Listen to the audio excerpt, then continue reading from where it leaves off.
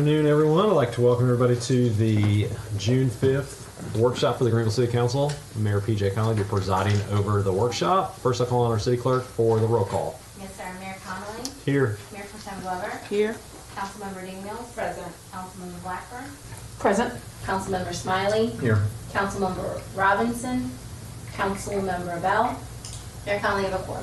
Thank you very much. We'll move on to the approval of the agenda. Madam Manager. No changes made. Move to approve. Second. All right. Motion been made by Councilmember Smiley, second by Councilmember Daniels. All those in favor say aye. Aye. Those opposed say nay. Motion passes. It was an aye. Okay. It sounded like an A, but it was an aye. Okay, 4-0. 4-0. All right. We'll move on to new business. Item number 1. Madam Manager. Thank you, Mayor. Items number 1 and 2 are really for the council for your information. They both address prospective text amendments that the planning department is working with local stakeholders as well as the Planning and Zoning Commission for, and we thought it would be advisable to bring you a presentation on those items. So I'll call Chief Planner Shante Gooby for that presentation. Ms. Gooby. The first one is items related to alcohol establishments. Okay, so I'm going to just use alcohol establishments as a generic term, but these text amendments are specifically related to bars, micro distilleries, microbreweries, wine and craft beer store, and a wine, beer, and keg store. These amendments have been broken down into 3 separate items for you. Just a little bit of history. So in January of this year, Council approved a text amendment that established the Bar 2022 use. It allowed that use in the downtown area only, and it was with a special use permit. That use is a separate and distinct use from a bar or club use. Also part of that discussion, City Council asked P&Z to consider adding more locations for the Bar 2022 use, along with looking at the separation distance of alcohol establishments between single-family homes and places of worship. So just brief update, we have not had anyone come forward who was interested in the Bar 2022 use. Part of your amendments, though, at that time was you also added the ability to add an accessory sales of alcohol. It was limited to 20%. We have had 3 different establishments who have come through to request that. I'm not sure how many of them have made it all the way through the process, but we've had 3 people who've applied for that. So our status update, as we mentioned, we have 3 separate amendments. We've broken those up. The first amendment, which is to delete the 500-foot rule from bar to bar, that was recommended for approval by P&Z at their April 18th meeting. The second amendment, and I'm sorry, I know you just barely started. That is only, we delete this 500-foot separation, but that only allows establishments that fit within the bar 2022 to take the place. we're getting there. Okay, all right. The second amendment is to add some additional zoning districts for microbreweries and microdistilleries. Planning and Zoning had recommended approval for that at their April 18th meeting. And then the very last one, this is from planning staff, and this is to combine and simplify the wine and craft beer shop and a wine, craft beer, and keg shop into one use. P&Z is going to consider this item at its June 20th meeting. So now I'm going to just walk through these separately. So for the 500-foot rule, which was the very first one we talked about the 500-foot rule having 3 separate components. Within that, you have the 500-foot rule separation between bar to bar. You have a 500-foot separation between a bar and single-family dwellings. And then 500-foot separation from bars in just single-family zoning districts, so not necessarily that homes are built there. So because of your action you took in January, which is you allowed the Bar 2022 use in the downtown area, that use has no separation distance requirements. Then for this particular aspect, which is bar to bar, they would like to delete the separation between bar to bar, but the downtown area would be left out of that. So I'm going to show you what your Bar 2022 eligible area looks like.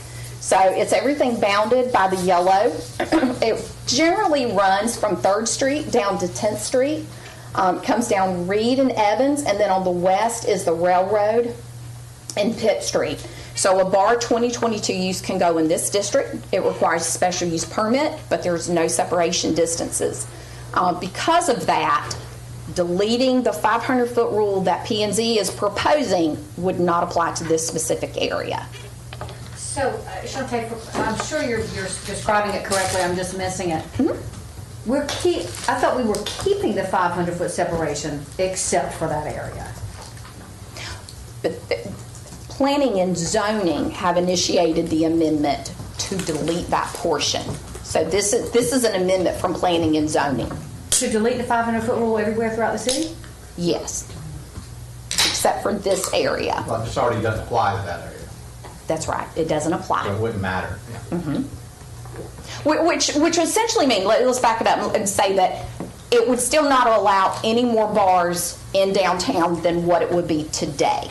Because this area is essentially static for new bars. So I must have missed a page or a chapter here. I thought that what we were looking at was the only new bars that could come into the city or that could open in the city had to be bar 2022s if they were going to be within 500 feet of another establishment. It was. So that was the ask. And then in the discussions with Planning and Zoning Commission, these were the amendments that were born out of, I'll say, that prompt from council in January. But they had We different haven't seen those yet. conversations. They're doing this on their own and sending it to us. So it's not that I missed a chapter, it's that a chapter has taken place. That is a different. So Planning and Zoning has at this point, I just want to be real clear. Planning and Zoning at this point has recommended removing the 500-foot separation throughout the city except for the bar 22 area downtown.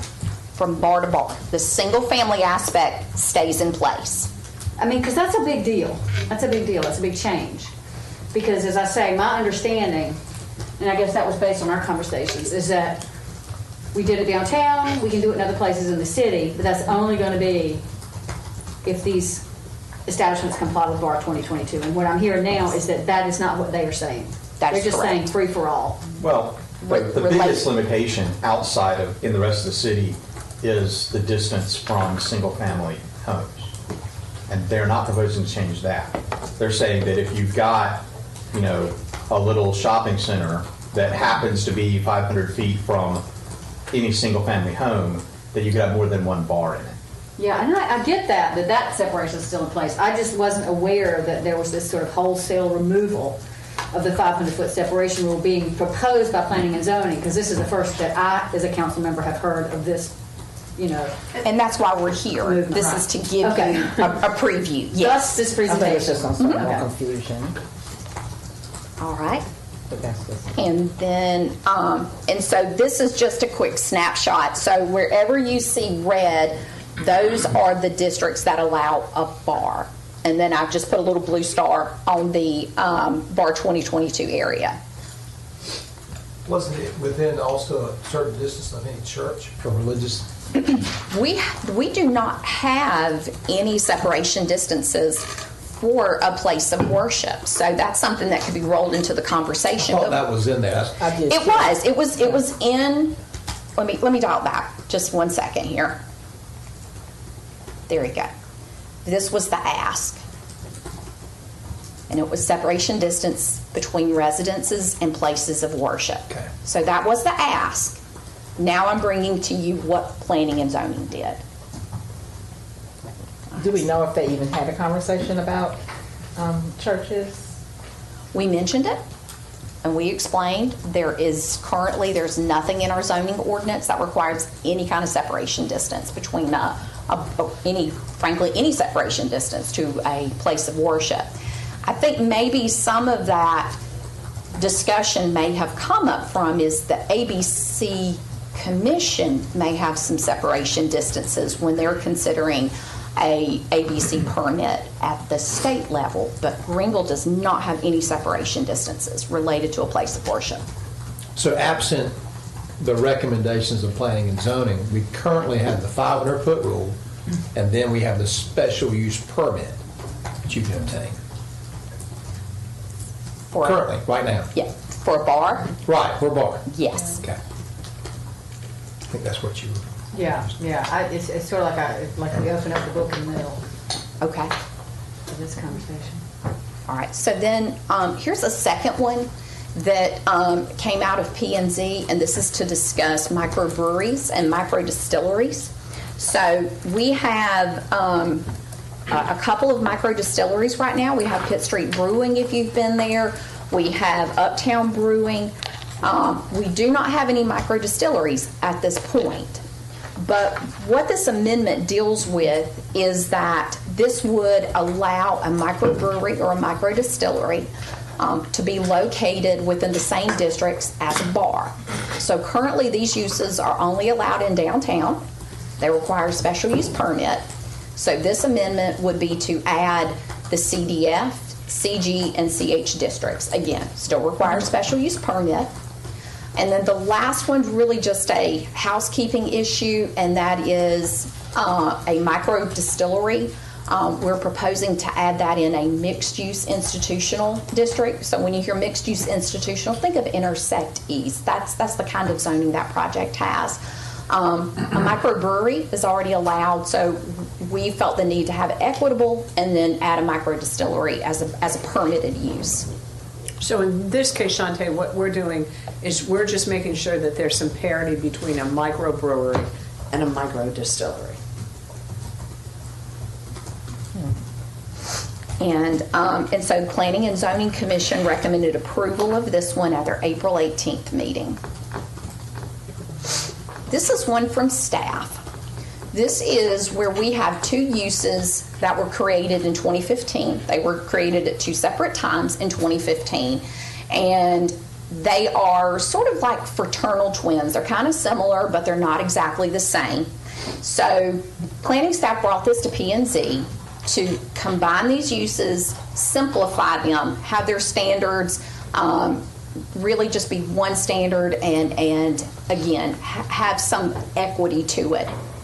This amendment is on schedule to be considered by P&Z at their June 20th meeting. Shantae, may I ask? Sure. Oh, you're getting ready to talk about it. Okay, Yes. sorry. On the left-hand side, you've got what's a wine and craft beer shop. I've given you some pictures for easy stuff. The intent behind both of these is to allow a store. Do you like my graphics? Yes. The intent was to have. I was at this party. Yeah, I was there too. It was in 1988. The intent is to have an establishment that could sell wine or beer. There's no spirituous liquor involved in this. Wine or beer for off-premise consumption. Essentially, you buy it, you take it home with you. But to also have on-premise consumption. So where it sort of starts getting a little hazy is that your wine and craft beer shop, they can do beer and wine off and on-premise. And at the bottom, you see they've got several different zoning districts that you can do this use in. When the wine, beer, and keg store was created, again, beer and wine you can take home with you, but you can only drink beer on site. There's no wine allowed on premise, and it's only allowed in one district, which is CN. So that's where planning staff put these together. We currently have 5 establishments in the city that fall under this. This is not going to negatively impact any of the current establishments. What it will do, hopefully, is let it be easier for the public to understand and for staff to understand and knock off one extra use that we really don't need. And so this is scheduled again to be considered by P&Z at their June meeting. And they have, the reason that we broke those up is they've requested these to be separate amendments and separate votes. So that's why these have sort of come in pieces to you. And the next step would be that these will arrive to council at your August 10th meeting. And so I'll be happy to answer any questions. Any questions for Ms. Gooby? Councilmember Daniels? So I just want to be clear because I was confused before. Initially, and we've been having this discussion for a while, so initially we were looking at dissolving the 500-foot rule. And then we kept the 500-foot rule and added bar 2022. And now we're no longer doing the 500-foot rule per P&Z. So we're back at dissolving it altogether. No, just the one piece. I'm gonna step up here so I can see you. Just the one component of separation between bar to bar. So a bar to a single-family home or a bar to a single-family zoning district stays intact. There is no change to that. The specific piece they're looking at is just separation from bar to bar. But not downtown. That was the key separation, though. Okay, that's it. Thank you. Well, it was the key separation downtown. I don't think it was the key separation out in other areas. Fair. The other areas was like, well, let's just make sure these things are. Residential is the key separation. Yeah. Right. So Right. let's say, there's a place, let's say it's out on Charles Street, and it's 500 feet away from any restaurant, and currently there's one bar there, and there's an open space next door. Another bar could come in right next to it. You'd have two bars there, both of them 500 feet away from everybody. They're just not 500 feet away from each other. Right, yeah. And given, and outside of the urban business district, there's less of a frustration with it, I think, is where P&Z is probably coming from. Our concern has been just this intense density, in and around uptown where you get, hundreds and hundreds of people all coming loose at 2 o'clock in the morning. If there are two bars out in an area, again, like let's say South Charles Street somewhere, it's never going to support that level of density, I think. There are other places where this could happen, and that's a concern. We'll have that conversation in August. Shantae, Monica, are you finished? Yes. Could you go back to, because I liked this slide with the pictures of that one. So are we saying that wine and craft beer shop and wine, beer, and cake store are going to be all the same thing? We're going to call them We're just going to rename it a wine and beer store. Because, well, I don't know. I'm asking a question. It seems to me that there's a difference between a place where you get your keg of, I don't know, whatever you drink, Michelob Light, Bud Light, and the place where you get a growler of your craft beer. Is there any risk in treating them all the same, specifically to the businesses?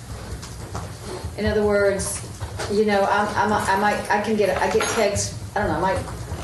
Some place might open up and they just do kegs, and they just do kegs that you can get anywhere, and it's not the same as a craft beer store or a craft wine store, or a place where you get your growlers where it's been brewed there, or it's just a very distinctive. Are we risking the protection, frankly, and the support that I hope we will show to our microbreweries and our microdistilleries and our smaller shops from the possibility of a keg store opening up, just sending kegs out one by one by one? Right. Well, it requires a special use permit, so it's not permitted outright. I would like to think that just a all-on keg store may not be successful and that they need the other uses to go along with it. But there is nothing in the standards that say you have to sell one over the other. It would allow you to sell any of those.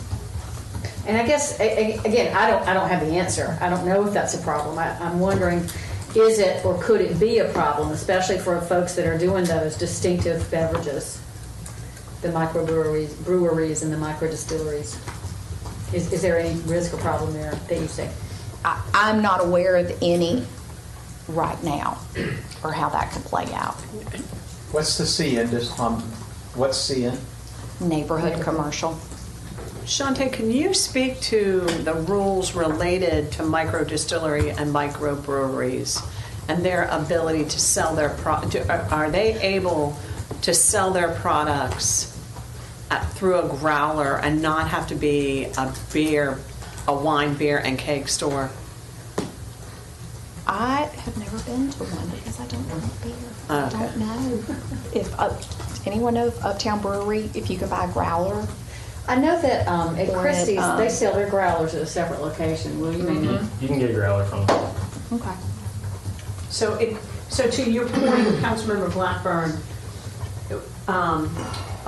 we believe that a microbrewery and a microdistillery can sell their growlers from their establishments. So all we're trying to do, I think, with this text amendment is we're just trying to clarify, make the code a little easier to administer by treating all of those uses the same. So I was hoping to grow old without having to ask this question. Oh, no. What is a growler technically? What is specifically is a growler? A growler looks a lot like that Angry picture dog. on the bottom right-hand That's where I was side. going with It's that, a- but- It's a brown jug that you can take if they make craft beer, and you know, it's like yay big. And So it's a larger than bottle size that's beer. right. And it's on purchase site, that you would take with you. or you could buy there. They fill it off their Yes. tap. Okay, but so You it's can not do it's, that it's not too. some it's not liquor by the drink. It's not a for by the drink, but neither is it a keg. It's somewhere in the middle. That's right. There, Yeah. there are companies that sell liquors, growlers of liquor also. Though. Not in town, but there are companies that do that. Right. Is it But ours close is- to what we would have one day back 1,000 years ago called a pony keg? No. No, that's bigger. That's bigger. That's just a small. 40 ounces, Yeah. 40 ounces. Think of a, 40 ounces. It's a big bottle. It's a Yeah. big. It's like 40. Okay. yeah. You say that with Look at such, I know. At one point I did know. Oh, okay. And I said, I've never bought 30 a years six ago. pack of beer. Okay, so I mean, I was hoping never to have to wade into this, but it apparently matters. So, thank you for the confirmation. Oh, You can buy Lord. kombucha in size 2. So, and again, Shantae, the first two text amendments, the planning board has approved and will come to the council at their meeting in August. Yes. And then this last item, which is the combination of the wine and craft beer and the wine, beer, and keg store, the planning board will consider it on June the 20th, and that will come to the council in August. So, and what we wanted to make sure to do for you all is to just give you a heads up that these were coming. Thanks for the heads up. Okay? And if there is additional information or questions you have, we would be happy to write down those questions and get responses. If there's any other additional information you all need. I mean, back to the 500-foot rule. I think we're going to need a grid or a matrix or something. What did we propose?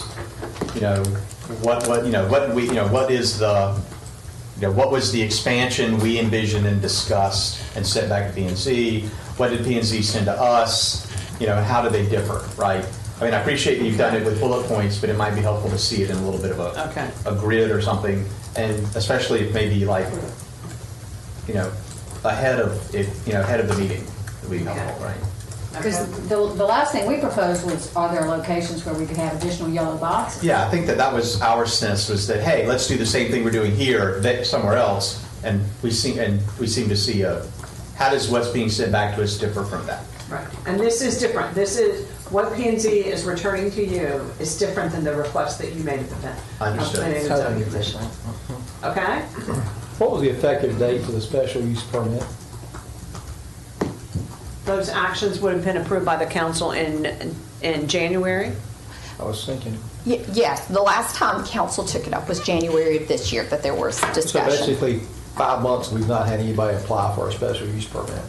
For R22. Right. Right, we have had a couple, as Shantae mentioned, a couple of establishments who have used the accessory use portion to sell some alcohol, but we haven't had any additional bars down there. Because there was a real big concern that was going to open up the floodgates, Right. which I think is unrealistic, and I think time has shown that now. Right, we don't have. Still got more time. Right. Okay, any other questions Takes a regarding while for this the item? floodgates to get fully open. Okay. So then, if it's okay, Mayor, we'll move to the next item. The next item is just a discussion of a future text amendment related to mixed-use development. Again, Ms. Goody. Okay, so this is just to make you aware of a text amendment staff has been working on. So it's related to mixed-use districts we've looked at what other cities have done, and we have had some very preliminary discussions with some stakeholders, some land use professionals as to what this could actually look like, what should be in the recipe, what should be left out. Just one thing, I mentioned mixed-use institutional in the last item. That is not what we're talking about here. That's something different. I just want to make sure we don't get confused. So let's talk a little bit about what it is and where it comes from. So mixed use has been around forever. We have mixed use next block over, right? Commercial on the bottom, residential on top. Horizons, which was adopted in 2016, has mixed use written all over it. It's in a number of places about implementing mixed use standards. As a matter of fact, it's in the action plan. It's item number 1. And so we just want to talk a little bit about, first of all, what it is. So it's essentially 2 or more uses within a multi-story single building. We already have mixed use in Greenville. Again, this is nothing new. This is the proximity. So it's on 10th Street. It's across from ECU. Currently, right now, they have a FedEx in the bottom of it. They have a Chase Bank, and then they have apartments on top. This kind of mixed use, which is mainly geared towards students, is already allowed in downtown. That's why we have something like this on 10th Street. We have it in 2 districts. We have the CD and the CDF districts. The intent behind any kind of mixed use is, you hear us say it a lot, live, work, play, shop in a walkable pattern. So why would we consider this? Why should we add this? So first of all, it promotes more efficient use of land. And what that means is when you have a smaller piece of property that you can't put a lot of buildings or uses on it horizontally, it allows you to go vertically. It also allows you to put several, I'm just going to say residential and non-residential uses in the same building. This can encourage infill when you have small lots that are stuck in between other development. This might allow that piece of property to be developed. It also promotes walkability in that if you live, you can walk downstairs or maybe just a block over, so having the services and needs close by, and also reduces auto dependency. So how? You can do this a number of ways, but we have looked at, of course, what other cities have done, and then what makes sense. How do you make a very small piece of property actually usable? One of the first things that we've done is within a piece of property, you've got your setbacks, which is essentially how far a building has got to be set back from the street, from the side, from the rear. A general commercial within the city right now is about a 25-foot setback. So in this case, what we've done is we've reduced the setbacks. They are running anywhere from about 0 to 5 feet. So again, that allows the footprint of the building to be able to use up the entire lot or a fair amount of the lot. Also, there is no limit to the lot size. It can be as small as possible as long as you think it is developable. Another thing that we've done is we have built in shared parking. So what that would mean is in a typical development, you would take the required parking for all those uses, you would add it up, and that would be the sum total. In this, we're given a 20% reduction. So if you have vertical mixed use, we take the parking for all of those uses, we give you a 20% reduction.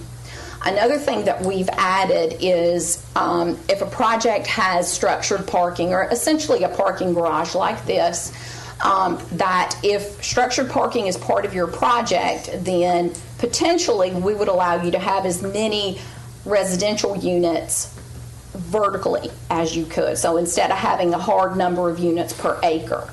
But again, that comes with structured parking. We're trying to eliminate having an ocean of parking spaces. So that would be a bonus to help encourage that kind of use. The other thing is these projects would be staff reviewed and approved. No special use permit would be required. However, part of the submission would include the typical site plan that we always get. We would have a 3D model that's showing you the building elevations, what kind of features they may offer, the number of residential units, the square footage of the non-residential uses. So again, this is going to be internal for the normal reviewers for the site plan process. Presumably that's a electronic 3D model? Or we don't want little, like, the people... Not have Legos. Lego No, we don't want Legos. Maquettes for every single one. I was just curious, you know. And so the where. So again, we already have a type of mixed use in downtown and downtown commercial, but we are proposing to add those other districts as well. You can see we're including the medical area, and we are picking up all of the commercial districts we have in the city and some office districts as well. I'm sorry, can you go back to that slide, please? Sure. So would this exclude like the Christie's area? Is that, I don't see that zoning up there, right? 3rd Street? No, that would include it because that's CN, and so It that's is? Okay. that is included in there, Okay. second from the bottom. Okay.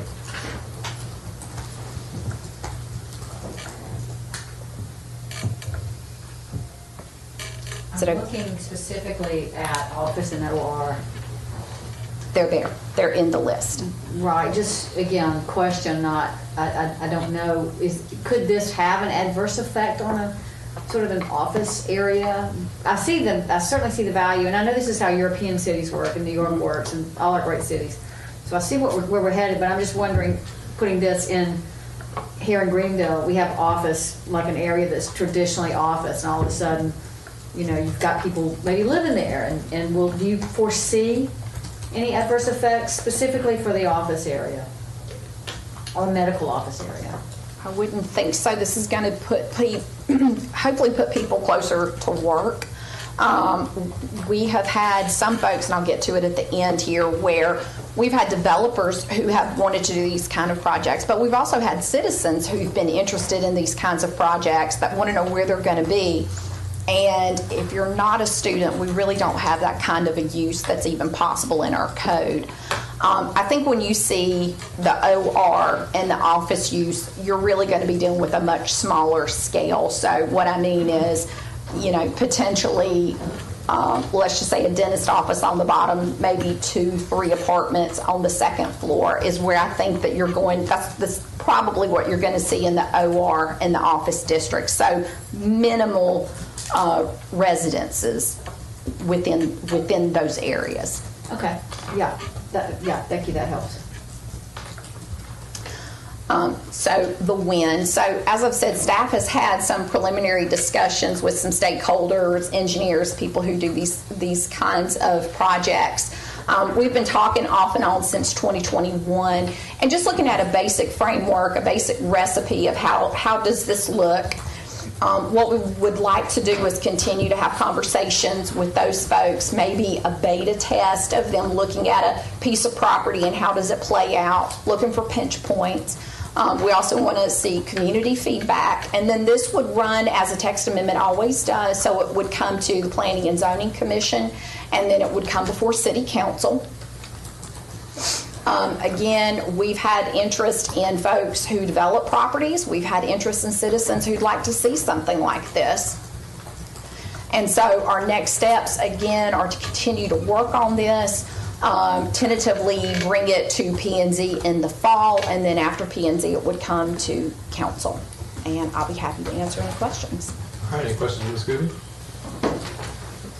Councilmember Blackburn? Just a quick follow-up. So right now, if to use your example of the dentist office, if I am, say, a dentist and I want to finance my own building, but I love the idea of, for fiscal reasons, but also because I like people to be around, I like that activity. Right now, I cannot build 2 apartments above my dentist office. Our code doesn't allow that. Is that right? If you're not in the downtown area, that's correct. Okay. Yeah, I see that is very interesting and potentially a game changer. We've had a lot of interest with some smaller scale projects, but we've had some interest with folks who have a little bit larger piece. You know, we like to think of it as cutting edge and new, but it's really not. We've had mixed use around forever, but it's just not something that Greenville has implemented other than the downtown area. So this will just be another tool for someone to use. And when we look at other places that have done this, the added use is generally residential, right? So, you have some place that could be office, that right now is exclusively office. And now, because mixed use is in there, it could be something where it's a first floor office with apartments above it, or townhouses or something like that on the second and third floor. And so, but it's unlikely to be something where it's currently residential. Well, I don't know, that's a good question. If it's someplace that's currently residential, That's not going to have the inverse. So we're basically looking at, I'm going to say, non-residential districts that allow office or commercial and to have the ability to add but residential. you would not be able to add office to it. You wouldn't go in the middle of a neighborhood and decide to build an attorney's office on the bottom and a house on top. It is silly when I put it that way. At least acknowledge that. Yeah. It's a growth area for me. I've started recognizing when I'm silly. So the net effect is essentially to potentially tack on residential into developments in multiple places, and add density, especially residential density, to any number of districts, which seems like a desperate need in terms of when we look at our. We had economic development groups over there saying, y'all need more housing. And by the way, you need more housing. So it seems like this looks like housing.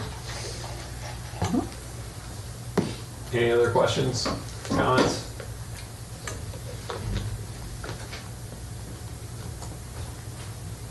Okay. All right, Thank good. you. Thank you very much. Thank you, Shantae. The next item is an update on the Greenville-Pitt County Sports Commission. And I'll turn it over to Andrew Schmidt for that presentation.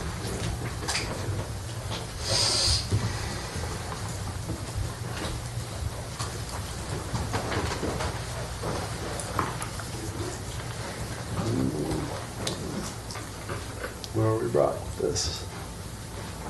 Mike. There we There you go. go. Thank you. All right, good afternoon. Good afternoon. I have Senator Dillett with us as well. Hello, good She's going afternoon. to talk a little bit in just a minute, but we just want to give you an update on where we are with the Sports Commission, kind of talk a little bit about the benefits of sports tourism, where we are now, where we could be in the future. For us, we have three pillars that we look at when it comes to sports tourism for Greenville. We obviously have the participant pillar, which is getting the actual tournament here.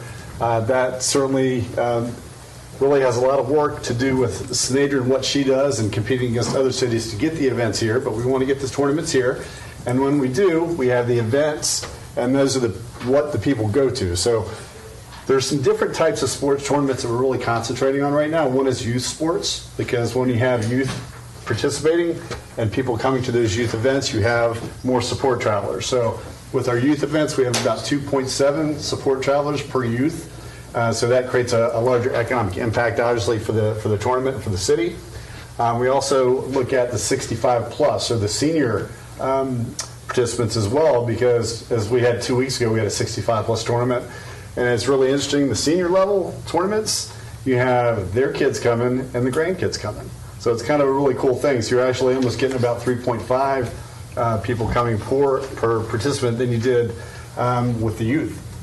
And then you have your, what we call adult amateur participants, and that generally just draws that participant. There's about 1.1 that comes with the adult amateur, but that has its benefits too, we'll talk about. And then we also have our nostalgia event participants. We're working really hard on that. So what this means is it's people that are coming to sports tournaments that have absolutely nothing to do with the event itself. They're not in the event. They don't know anybody in the event, but they have a tie to that sport. And we'll talk a little bit about how we're trying to market to that group as well. So obviously that's what we're here for, to generate economic impact through sports travel. So all the benefits of sports are listed for you here. The local economic impact, obviously we're going to look at some economic impact statements in just a minute, but why we're going after certain tournaments. Job creation and retention, obviously if we can bring a consistent amount of sports to Greenville-Pitt County, that's going to employ people, especially in our hospitality outlets. Destination exposure, this is one of my favorite things about sports travel. It brings a large number of people to your destination for the first time. And of course, you might have heard me say this before, but I tell my staff, you never know who's in a crowd, so you bring 1,000 people here for sports travel. It could be an economic developer in that crowd looking to expand a business or relocate a business, another sports tournament planner, a family reunion planner, a meeting and conventions person, someone looking to retire or just move. So the exposure, especially the first time exposure, is critical in sports travel. A big thing, fueling the growth of hospitality-related businesses. That's huge. So I would ask any new destination that has built a new hospitality facility in sports, what's going on around that facility? And there's hotels popping up, there's retail popping up, there's restaurants popping up, there's entertainment venues popping up. So when you build new hospitality in sports, other things will go around it. So that's something that we're trying to achieve as well. Small business owners, that's what we're all about at the Convention and Visitors Bureau, is bringing in people to spend money to support our small businesses. Destination profile, Little League Softball World Series is probably the best example of that. How can we raise the destination profile? How can we get Greenville in front of other people that don't know about us? And then something that we're really going to concentrate on in 23-24, civic pride. Getting our community residents to understand not only the value of sports tourism, but take ownership in it. And I can't think of any better place to start than Little League Softball World Series. We're going to talk about how we're going to do that in just a second. All right, so tournaments that we've brought in through the Sports Commission, this is our 5th year of Sports Commission. It's kind of hard to believe, but we've already been around 5 years. First year was really great, 48 tournaments. You can see what COVID did, obviously, in 2019, 2020, and 2020 and 2021. And then a huge rebound year last year, 64 tournaments, 22.1 in estimated economic impact. Now that's going to be hard to duplicate because two things happened. Number one, in 2021, all the people that put on sports tournaments, there's people that make a living doing this, they couldn't have their tournaments, so they doubled up in 21-22. They had more than one tournament that they would typically have. The second is we had more facilities that were available for us to use, right? Because local programming was not quite yet back. Student programming was not quite yet back, so we had more facilities than we usually would have to be able to choose from. All right? But you can see the estimated economic impact. So it's healthy. It's good for the economy to have sports tourism. It's good for the economy to have these people coming for the first time. The ultimate goal, of course, is to get them back again. And whether it's sports travel or just to come for leisure, that's a benefit to the city. So I've got a couple economic impact summaries. And yes, wherever we go, we always tout the economic impact. Yes, here's the first robotics, right? Almost 1.2 million in economic impact. That's great. Everybody loves that. All right, sales by sector. We know that sports tourism or competitions touch a lot of different types of businesses.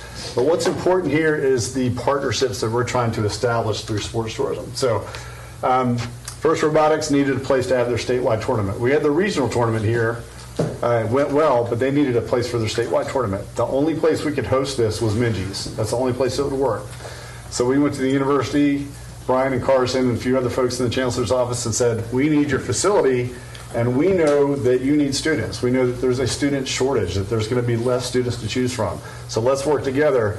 So what a great way to bring 1,500 plus kids from across the state of North Carolina that are most all likely going to a university and expose them to East Carolina University. We even worked in campus tours with this tournament. And we do call it a tournament because there's a winner. I don't care what it is. If there's a winner, it's a tournament. So this is a great example of economic impact that's positive, but also a partnership that's positive.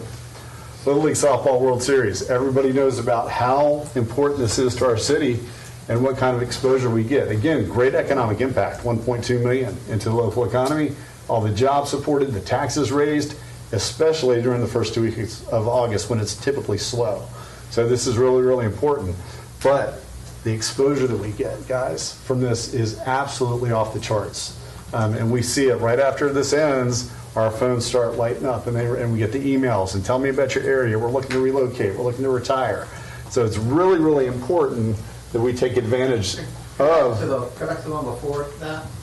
Okay. First Robotics? Yeah.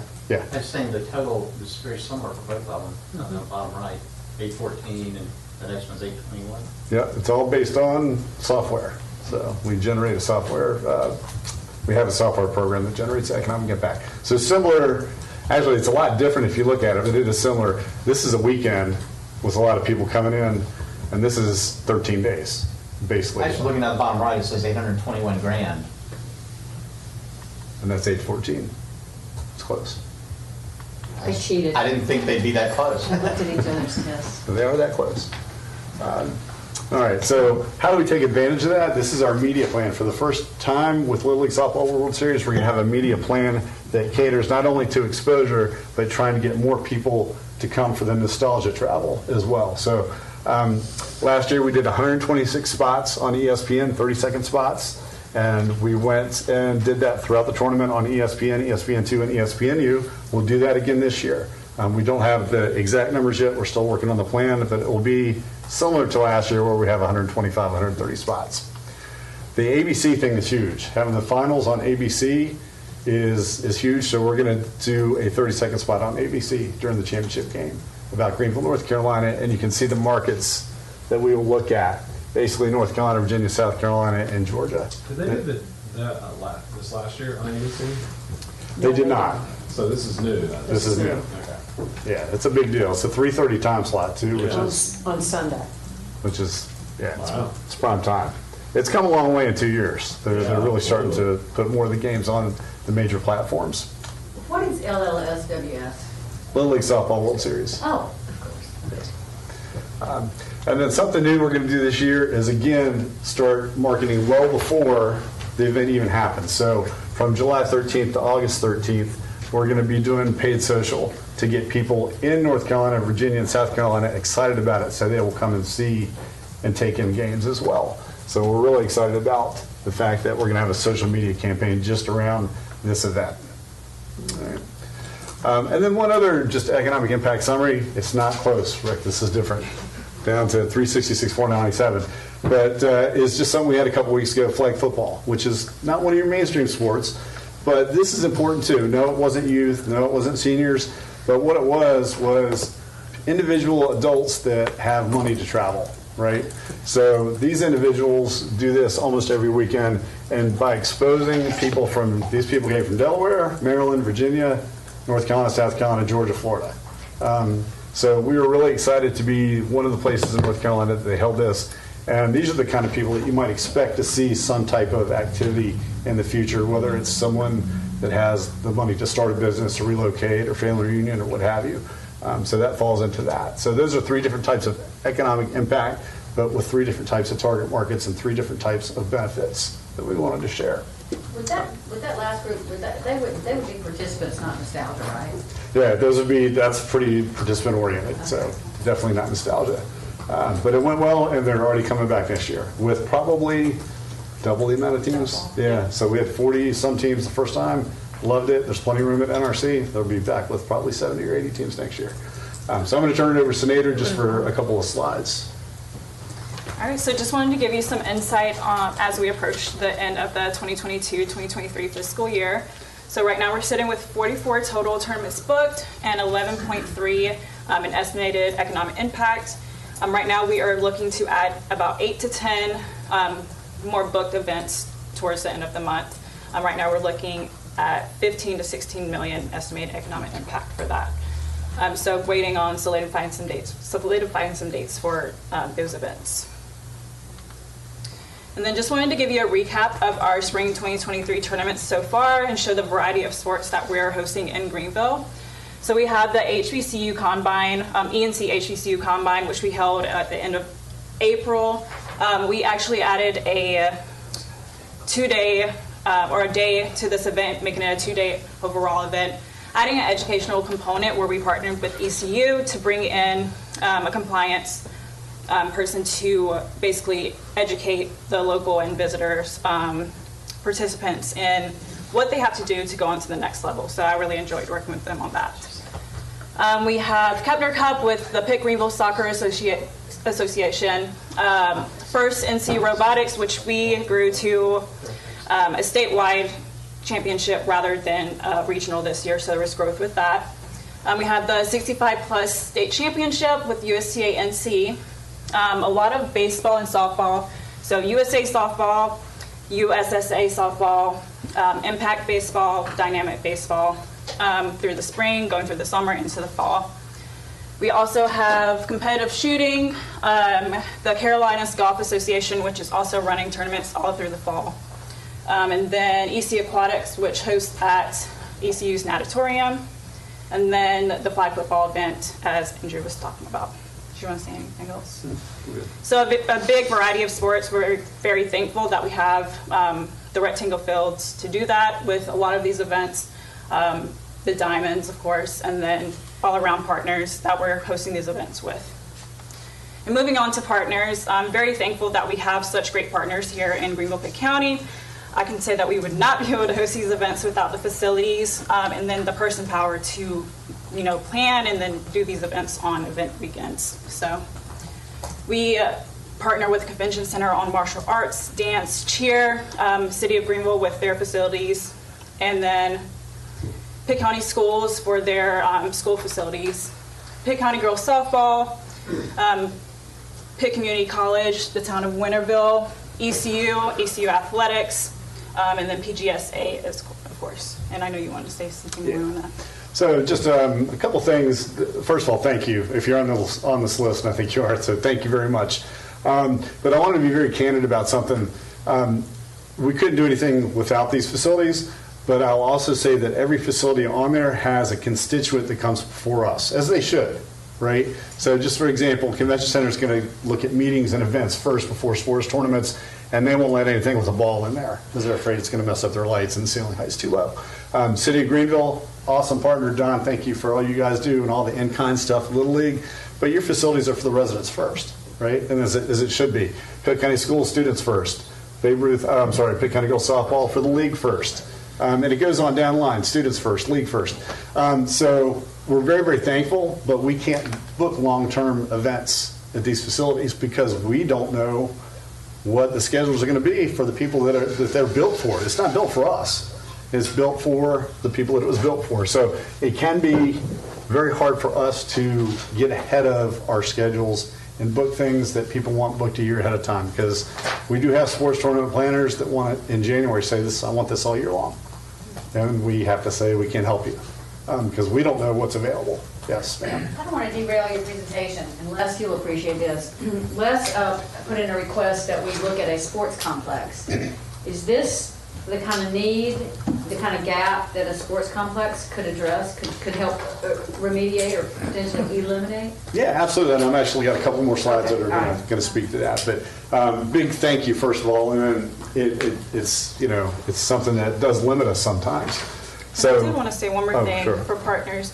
And another thing, when we are looking at bidding on events, we're typically bidding 2 to 4 years out in advance. So we are looking for facilities that we can book, and we have to have those dates and options for them ahead of time. And I know that's a big ask, but 2 to 4 years is kind of how our brains operate at all times. So looking that far in advance, it's hard to place those events within local events already going on from year to year.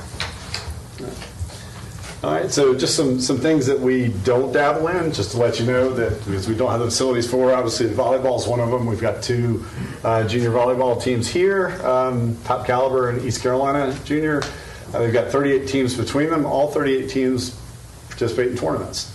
So that's currently right now the only option is to host one-day small tournaments, and they're typically gone almost every weekend. But we've talked to them, and they would love to be able to stay home once in a while and save some money. That's for sure. Travel basketball is huge, especially the AAU stuff. But even in Greenville right now, with the lack of courts, we don't have a lot of travel teams based in Greenville just because they can't practice in Greenville and they can't play in Greenville. A lot of people say, why don't you use Pitt County's basketball? And I'll tell you, Rob's awesome. He offers them to us. You can use every gym we have. But there's too many facilities that have multi-course within one building, and the tournament planner is going to say, no, that's not what I want to do. I don't want to travel over Pitt County to be able to hold my tournament. So volleyball and basketball are certainly things that we shy away from.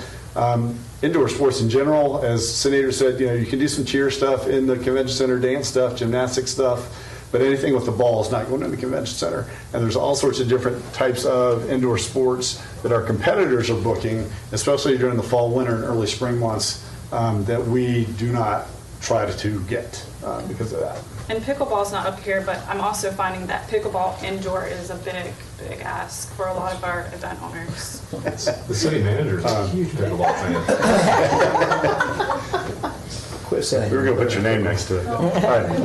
And then also outdoor facilities too. I mean, we've got a shortage of triangle fields for both baseball and softball. We actually have a guy that lives in Winterville that puts on 18 softball tournaments a summer, and none of them are in Greenville or Pitt County. They're in Snow Hill, they're in Wilson, and they're in Kinston. And that's just because there's no spot for them to do that. So, and then of course the baseball, Rocky Mount's got, everybody says, well, Rocky Mount's got the 8 baseball fields out there. We can steal business from Rocky Mount. I'm just telling you, they would prefer to be here. And I'm nothing against Rocky Mount, but I'm just saying there's more amenities here, and they've told us that. It's not like we're just pulling it out. And we're used to that because we stole our city manager and our city manager. We want everything. Yeah, we did. She didn't come direct though, but that's She came from Charlotte. What can you get from them? And then moving forward, this is what, as a sports tourism entity, this is what we're going to be looking at moving forward. Obviously, looking to rebook larger tournaments that have that significant economic impact. Because most of our tournaments are between $200,000 and $300,000 in economic impact. They're not the big $1 millions. So you need a lot of those to really get to that number that you want. Non-traditional sports tournaments and events, we're looking for anything that's got a winner. So that's, it's not going to be always baseball, softball, soccer, and things like that. Even chess. Yep, chess, Rick, thank you. Obviously, we've got some really good opportunities where we are excited. We have more pickleball courts than we've had in the past. We'll put it that way. And we also have we'll just leave it there. But we have enough courts now that we can start bringing tournaments. And then, of course, Wildwood Park, the ribbon cutting was awesome last week. But that has huge possibilities for that. So we're really excited about looking at Wildwood Park and its bike courses.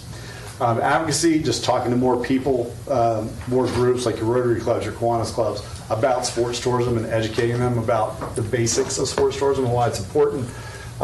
Media opportunities to highlight Little League Softball World Series, but also other sporting tournaments. We're offering to put out a press release for every tournament that comes down. And that's good for our community to understand what the ramifications of having that tournament is, but it's also good for our residents to understand the education of what's coming and why it's important.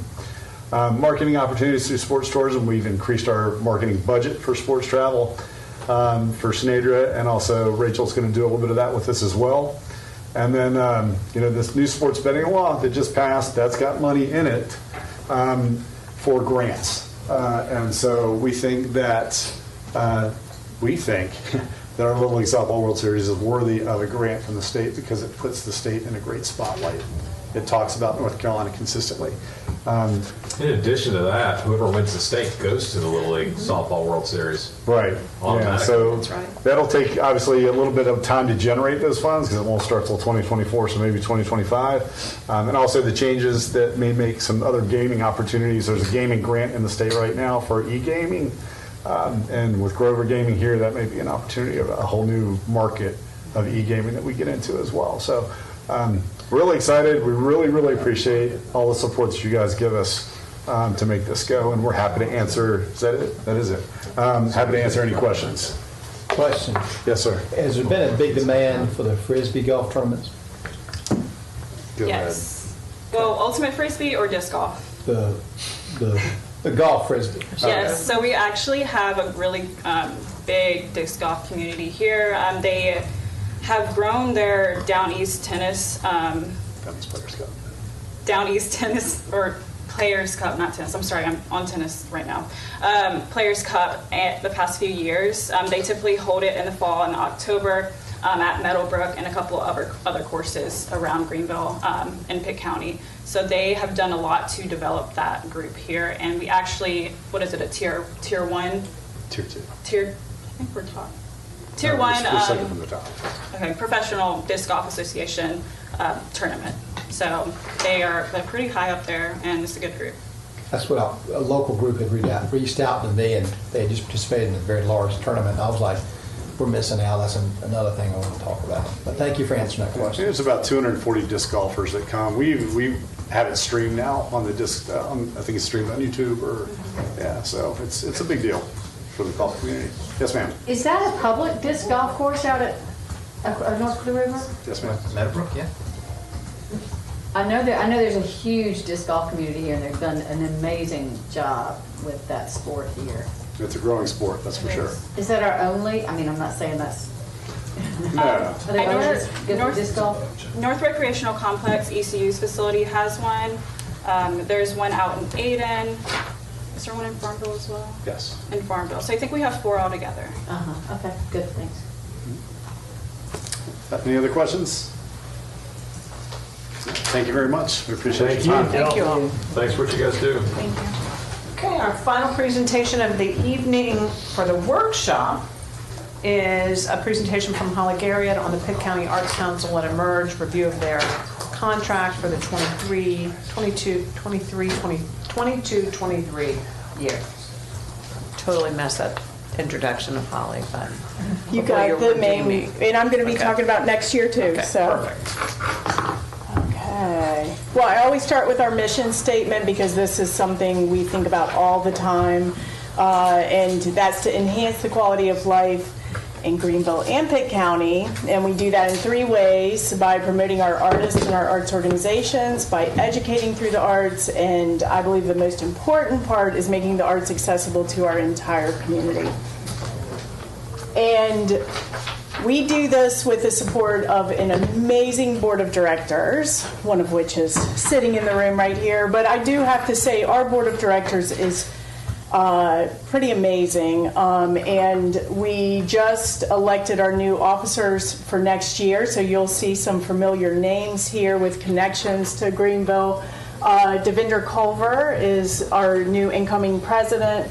Amanda Wall, who is the controller for GUC, is our treasurer, so we will be very competent in our financial services. And then Sierra Jones is our secretary, and we really are seeing a lot of partnerships with the CVB, and our plan is to work together to market what we do here, and that ties right into tourism as well. This is a list of our staff, and we are very excited for those of you who have seen Emerge grow through the years. We started out with no staff at all. I don't think anybody got a paycheck for about 4 years. Lots of side jobs and passion, and now we have 7 staff members who work so hard. The work ethic and the passion is still there. And we also employ, all our art instructors are paid. We have a lot of ECU current students and recent graduates. And then we run an internship program, and I'm also an associate teaching professor at ECU, and 3 of the classes I teach actually happen at Emerge, which is really nice. It gets the students downtown, and we are a full learning lab for ECU students, and have over 100 students a year, and we've been doing that since 2001.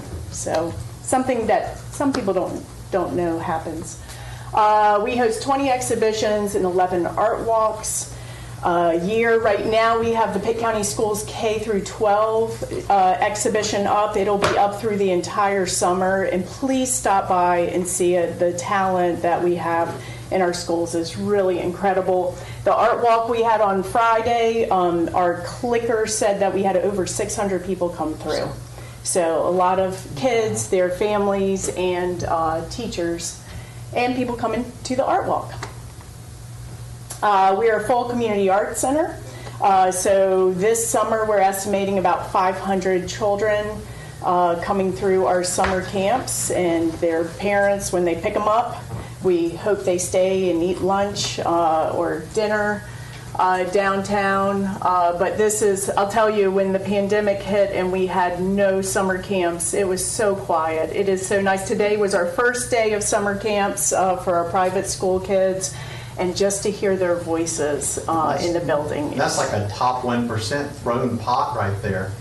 Yeah. Those things don't ever come out looking like That's me teaching them back then. Yeah.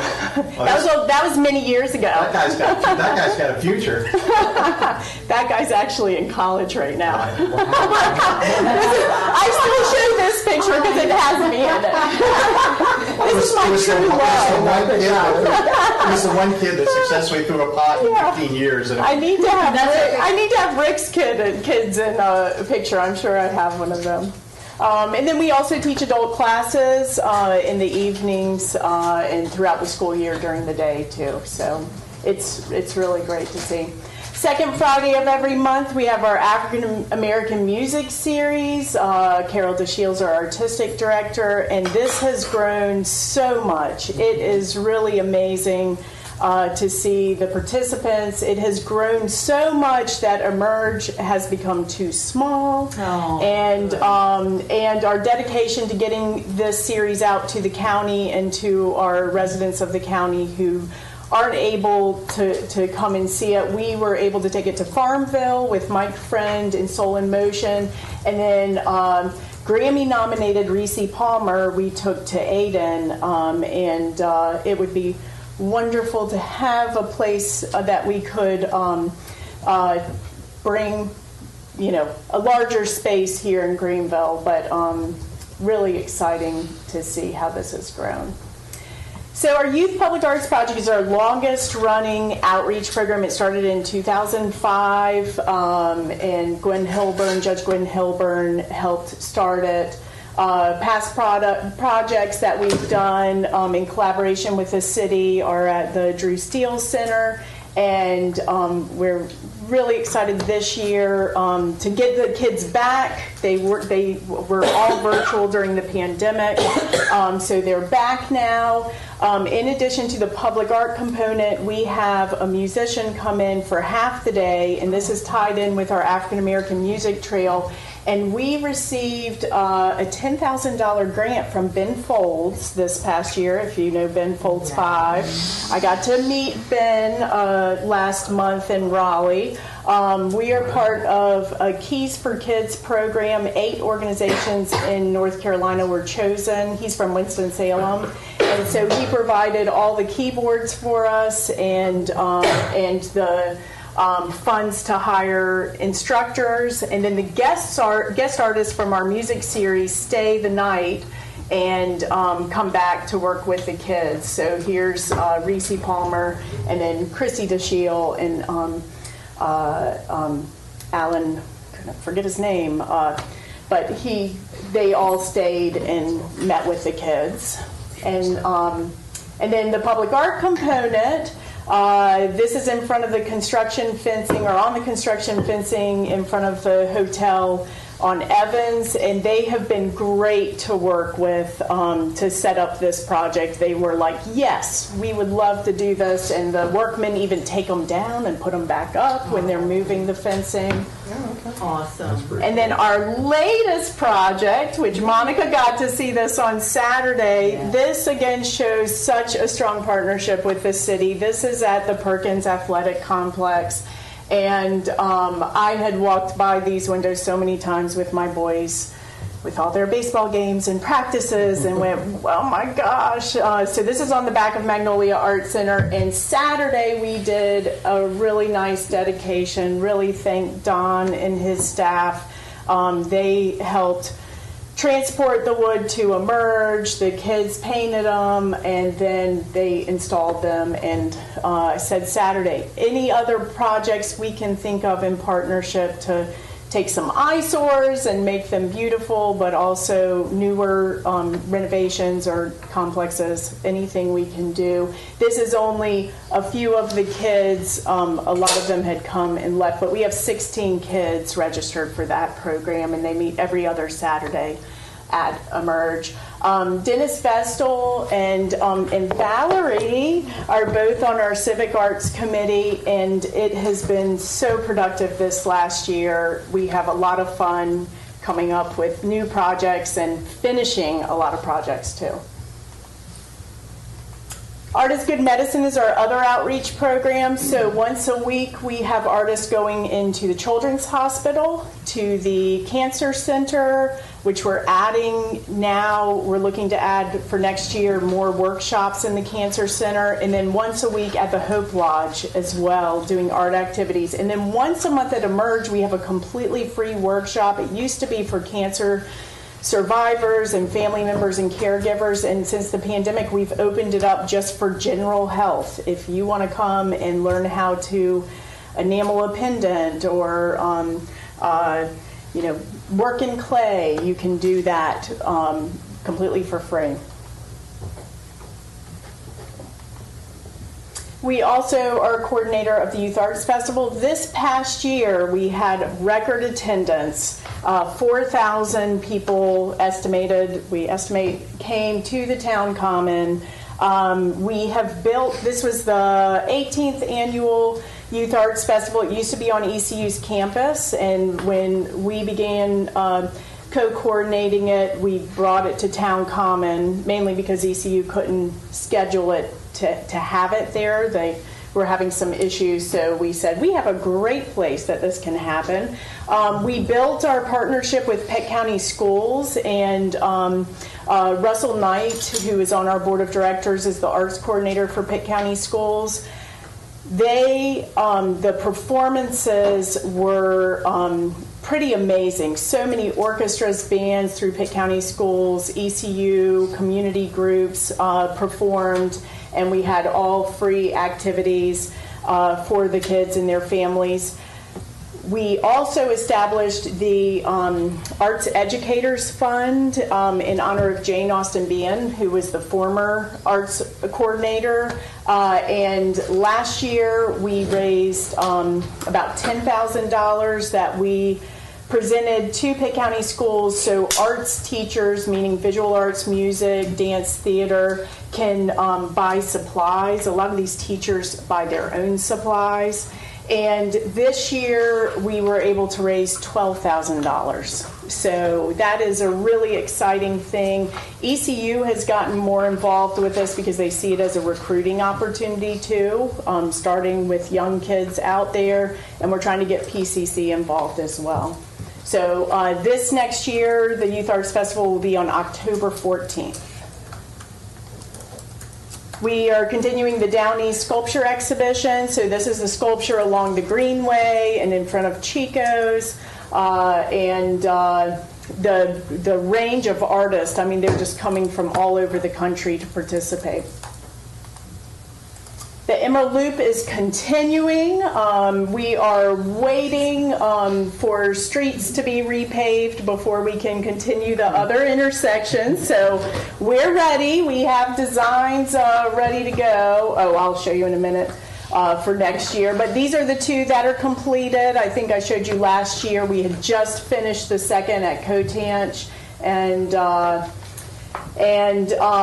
we are still coming up with ideas of what the Emerald Express will be. The pilot happened and didn't go the way we hoped with the age of the trolleys, but we are still investigating other options of some sort of vehicle that can take our visitors and our residents around the downtown district. The lighting plan is moving forward, so we are in the midst of getting plans for design plans for City Hall and the municipal building. In the county's budget, they have budgeted $200,000 for the courthouse. So we're very excited that they have come on board. We're getting closer to the Brightspeed Tower. If anybody has connections with Brightspeed that can help us get approval, we have all the funding in place to light up that radio tower. So please help. We're ready. I'm like, tomorrow I will order those lights and myself take them. What tower is that again? It's the radio tower on the old CenturyLink building. Oh, okay. It's at 5th and what, Green? Right down here. Yeah. Yep. I can make some phone calls, I think. Thank Yes. you. Thank you. That's going to bring Let's just assume he got permission. Go ahead and do it. We're good. I mean, it's We're a good. win-win for Send all them. inquiries to the Robinson Law Yeah. Firm. It is. I told them it's a great marketing, very good marketing plan there. And then we are continuing to work with the private entities to hope they will also come on board. Had a good talk with the hotel on Evans Street 2 weeks ago, and hopefully we can each just add on as we go. And speaking about the Emerald Loop, and I know last year I shared with you that we were the only smart city in North Carolina that the North Carolina Arts Council continued to fund out of private money.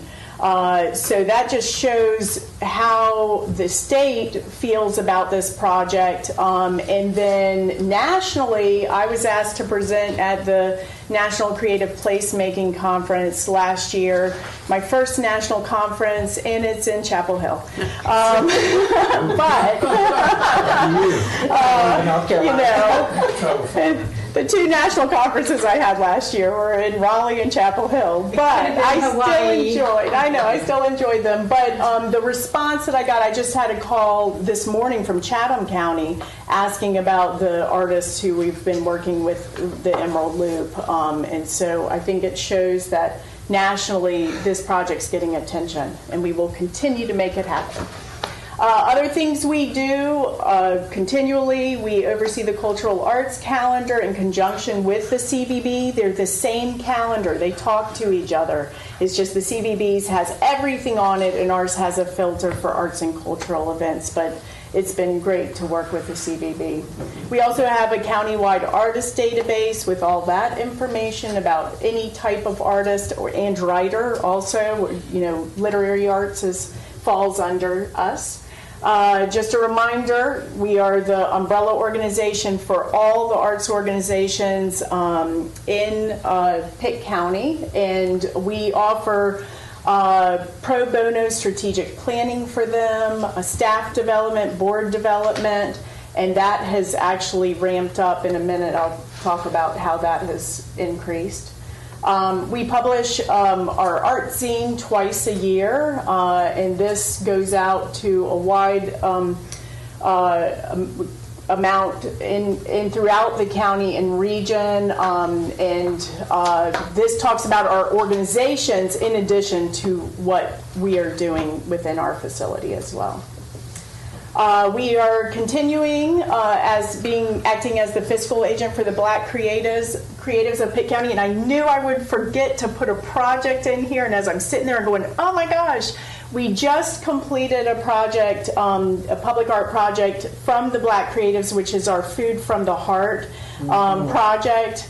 Ginger, you should have reminded me about it. I was like, I saw you and went, Food from the Heart, hey, because we got it out in the news. But this is a refrigerator that was the wrap on the front of the refrigerator was designed by Paula Jordan Mayo, who's now the chair of the Black Creatives. And the refrigerator was just installed at South Greenville Elementary School. And Brandon Qualls, who owns Ford and Shep and Amante and lots of other things, but he is the busiest man. Every Wednesday, he is purchasing food, perishable items himself, and he himself every single Wednesday is taking them to South Greenville and stocking this refrigerator. So he is really amazing what he's doing. We are hoping to add a second elementary school in the future, and Matt Scully has already stepped up and said, I would love to sponsor that refrigerator. So we will hopefully have more to come with that. The second national conference I went to was the Leadership Exchange in Arts and Disability. We actually got a scholarship from the North Carolina Arts Council to go to learn all about working with people with disabilities with your arts and entertainment and cultural programming. And so we have established the first Arts Accessibility Advisory Committee in Pitt County, which we're very excited to move forward with that, to make sure our programming throughout the county, not just with our organization, but all our nonprofit and for-profit arts organizations, are thinking about making their events accessible. So we have just grown with our responsibilities. You know, it's sort of like when you get a big grant, well, it creates a lot more work, but this work is fun. And so we have changed our job descriptions, and looking at that one of those first slides with our staff. The reason our staff has increased is our job descriptions have changed. And so now I am traveling throughout the county, working with the majority of these organizations are part of our Rescue and Rebuild grant. I told you about last year we were one of only 60 organizations to get this grant. We received $250,000 from the NEA, and we are sub-granting $200,000 of that. We are able to retain $50,000, which gave us the ability to add on more staff. Of course, this is a one-year grant; it goes away. But these are the Greenville organizations that we've been working with. So those sub-grants help them hire employees. Most of these organizations were volunteer, so this is the first time they've ever had staff. And then these bottom three organizations or projects were grassroots grant recipients. So we are a sponsor for Sunday in the Park, Makerspace of Greenville, which is filing for their nonprofit status.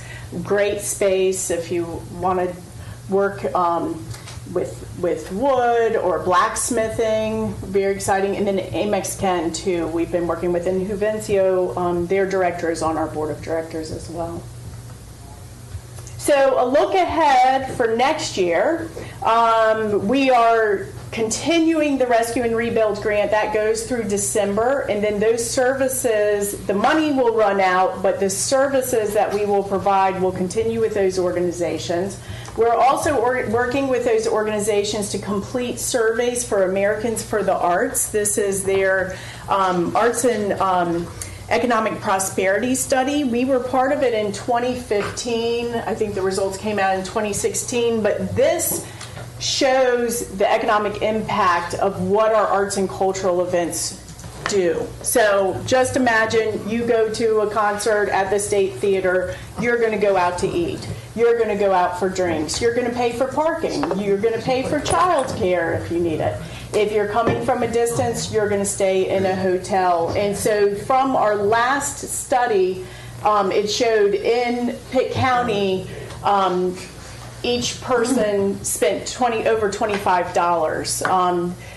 This is low compared to the state and national findings. And I always make a point because we're not having big enough cultural arts events to draw people to stay the night. What we're missing is the lodging with this. And so we have a lot of work to do to get that lodging part there.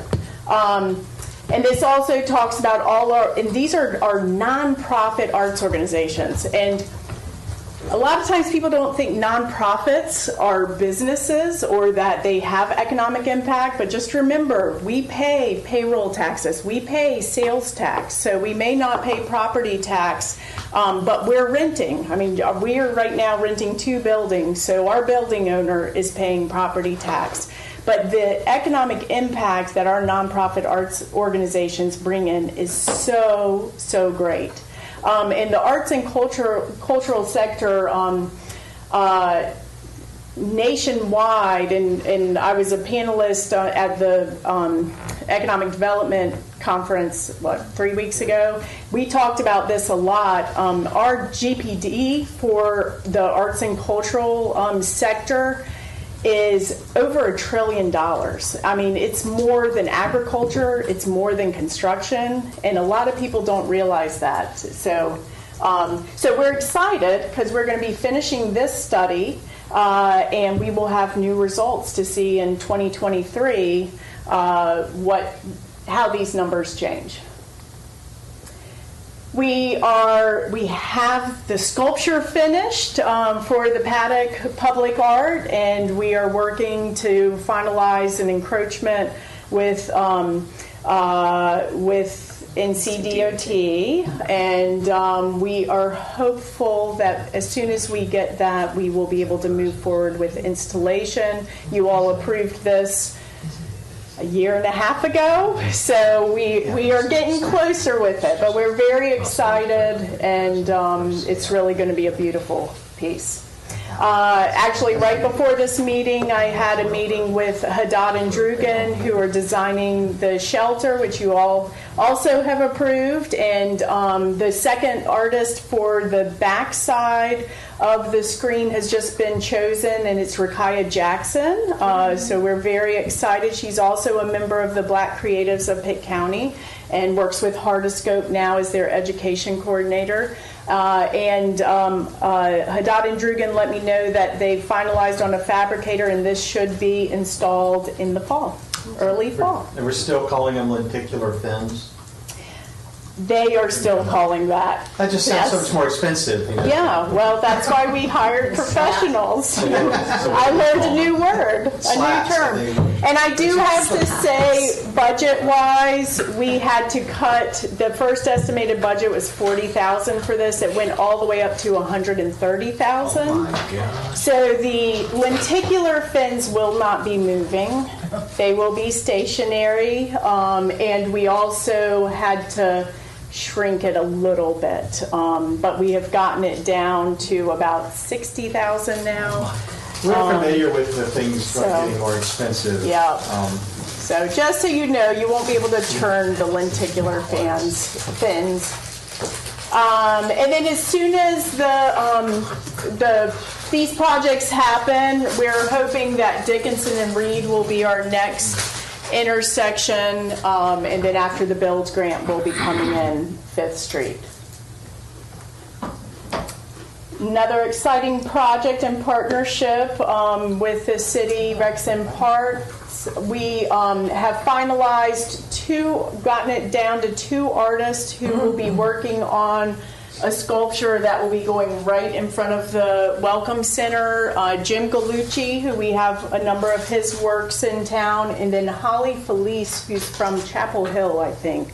And these are 2 precedent images of theirs. And so we have meetings with the 2 of them, and they will be having designs to us by June 30th. And then we will be bringing that to you all once we finalize what we think will be the design. We are also working on researching and getting stakeholders together to create a multicultural arts festival. So we, as our board is looking at our mission as the local arts council, this has really come up as a major need in our community. If you were around 17 years ago, Greenville used to put on an international festival on Town Common, and so we have brought in a lot of stakeholders and community leaders, and we have decided that a multicultural arts festival is the way to go. And we just had a meeting 2 weeks ago with city, county, ECU, and some cultural organizations to start talking about it. And we're really excited to move forward with research and bring back to you all what we're thinking. But we really want it to be as inclusive and with as many partners as we can have. Have you guys reached out to St. Gabriel's Catholic Church? So that came up as far in that last meeting, and we want to make sure we're not stepping on any toes of people who want to continue doing it, or if they want to partner. When I went out to it, I think it was a couple years ago that I went to it, they had mentioned that they wanted to expand it, and I think it was getting a little bit overwhelming for them. So I think that they were interested, because I said it would be great to partner with the Arts Council to maybe do something in Town Common or somewhere a larger place to expand it, because they're really confined, and I think mostly they cater to the church itself as opposed Yeah. to the entire community. Yes. So Wonderful. We'll reach out to them. And another group is Amex Ken, who already does one. They were actually at that meeting, so we will definitely reach out to them, because if they can come along, and we had a lot of talks with Cassandra Daniels with Human Relations Council. Again, how can we achieve everyone's goal and make it big, instead of taking away from any organizations? And then the last thing is we have, our board has just approved our strategic plan. We hired Fountain Works, who I think has worked with Greenville in the past, to help us do a strategic plan. We were able to get some grant money to pay for that, and really wonderful. These are our 5 focus areas, and you can see a lot of them, as far as like the Multicultural Arts Festival comes into play, because it really helps a lot of these focus areas. But our board takes this, and our staff takes this really seriously. I love strategic planning and being given a map to move forward, and so you'll be seeing us do a lot of these things this next year. And that is it. So that's what we've done this last year and what we're doing next year. do you think you could do more? No, I'm just kidding. Well, you should have seen my staff when I told them, hey, we're going to plan a multicultural arts festival. And they went, I'm just kidding, Holly. I know you do a tremendous amount, and we appreciate it. I was out on the Greenway this weekend, and I saw all the art along there, so it's wonderful. My children love looking at it, and I know everybody else in the community did too. Yeah. So We love what we do, for sure. And we just appreciate all your support. I just was going to say, having been in Greenville, having come back to Greenville in 1999, just in time for Floyd, but remembering when Emerge opened up, and I cannot over-quantify or over-qualify what Emerge and now the Pitt County Arts Council, the Arts Council of Pitt County at Emerge, and I got to say Holly and her staff have changed the absolute face of Greenville, the heart of Greenville. Now we've got Heart of Scope. It has been transformational for our community. Absolutely transformational. And I just applaud you, your staff, and everything that you all are doing. I mean, all these grants, the NEA, I mean, it's just amazing. It is absolutely transformational. So thank you very much. Thanks very much. Like I said, we love what we do. Well, keep doing it. Yes. Come up with ideas. Thank you. We'll make it happen. all right. Thank you so much. Thank you, Holly. Let me Appreciate pay it. it though. All right, is that it? I think the most coveted thing I'm looking for right now is a motion to adjourn. Motion. Do I have a second? Second. All right. The motion's been made by Councilmember Robinson, second by Councilmember Bell. All those in favor say aye. All those opposed say nay. We're adjourned.